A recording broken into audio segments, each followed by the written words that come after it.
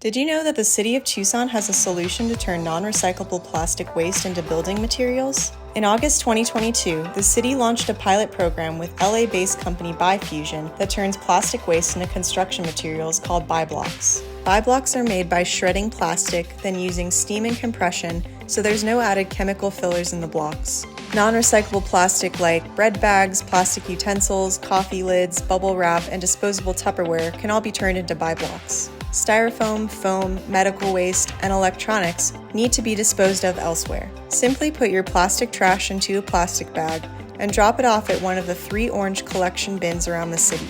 It might not be accessible for some people to make an extra trip to dispose of their plastic, so the city might offer curbside pickup in the future to encourage more people to participate.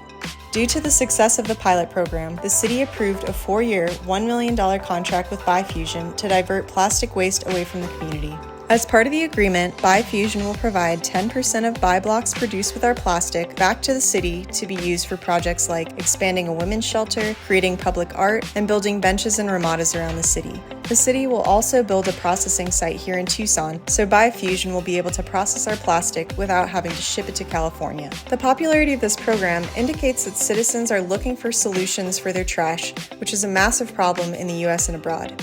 Each year, the U.S. produces 42 metric tons of plastic waste, and worldwide, 8.8 million tons of plastic end up in the ocean annually. A study from 2017 found that approximately only 9% of plastic actually ends up recycled, and 79% ended up in landfills or the ocean. For the past 5 years, Break Free from Plastic has conducted an audit to determine who the worst global plastic polluters are. Coca-Cola, PepsiCo, and Nestle are in the top 5. Coca-Cola alone produces 3.2 million metric tons of plastic annually. These companies keep promising us they'll do better, but we have yet to see any meaningful action. Instead, these corporations continue to lobby worldwide against plastic regulation. And it's not just plastic ending up in our landfills and oceans that are the problem. Plastic production is responsible for 3.4% of greenhouse gas emissions because they are produced using fossil fuels.